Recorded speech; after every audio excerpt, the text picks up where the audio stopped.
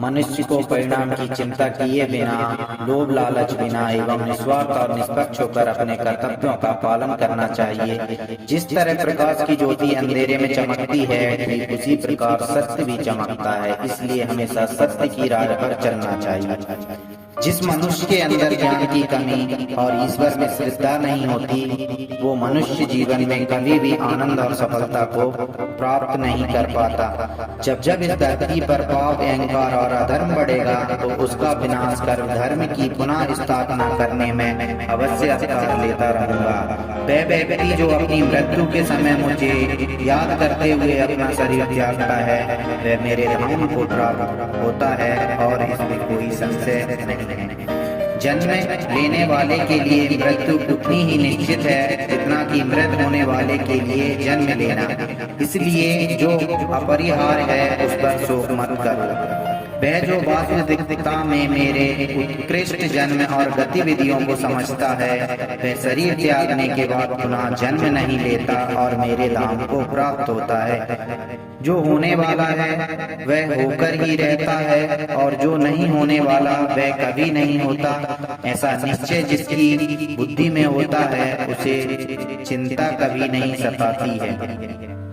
अपने परम भक्तों को हमेशा मेरा स्मरण या एक चित्त मन से मेरा पूजन करते हैं। मैं व्यक्तिगत रूप से उनके कल्याण का उत्तरदायित्व लेता हूँ।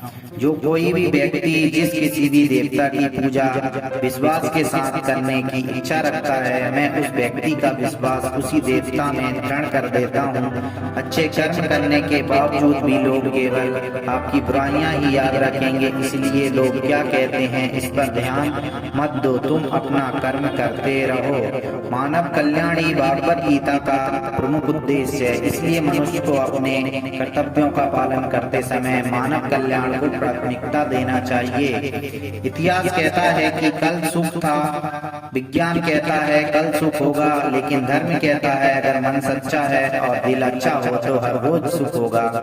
क्रोध से भ्रम पैदा होता है, भ्रम से बुद्धि व्यग्र होती है, जब बुद्धि व्यग्र होती है तब तर्क नष्ट हो जाता है, जब तक नष्ट होता है तब व्यक्ति का पतन हो जाता है। अपने आप को ईश्वर के प्रति समर्पित कर दो, यही सबसे बड़ा सहारा है। जो कोई भी इस सहारे को पहचान गया है, वह डर, चिंता और दुखों से आजाद रहता है। मनुष्य को अपने कार्यों के संभावित परिणामों से प्राप्त होने वाली विजय, पराजय, लाभ या हानि, प्रसन्नता या दुख इत्यादि के बारे में सोचकर चिंता से ग्रसित नहीं होना चाहिए। तुम क्यों व्यर्थ में चिंता करते हो, तुम क्यों भयभीत होते हो और तुम्हें मार सकता है।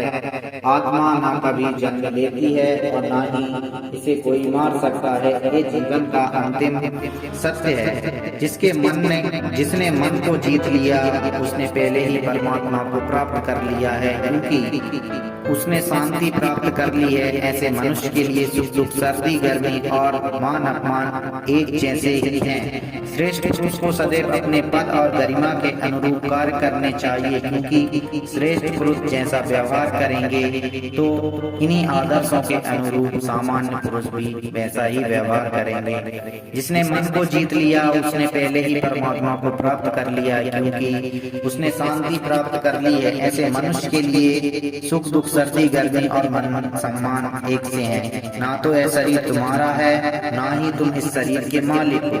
यह शरीर 5 तत्वों से बना है, आग, जल, वायु, पृथ्वी और आकाश। एक दिन यह शरीर इन्हीं 5 तत्वों में विलीन हो जाएगा।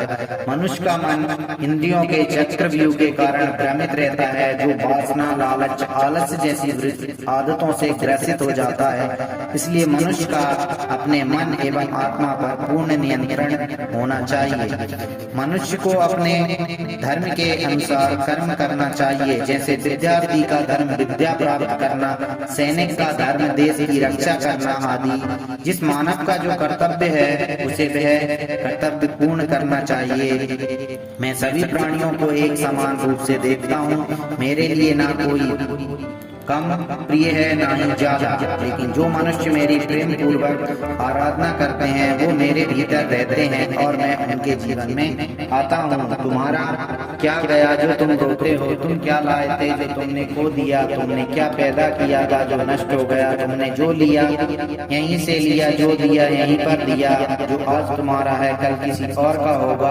क्योंकि परिवर्तन ही संसार का सच्चा नियम है। जो मनुष्य जिस प्रकार से ईश्वर का स्मरण करता है उसी के अनुसार ईश्वर उसे फल देते हैं। कंस ने श्री कृष्ण को सदैव मृत्यु के लिए स्मरण किया तो श्री कृष्ण ने भी कंस को मृत्यु प्रदान की।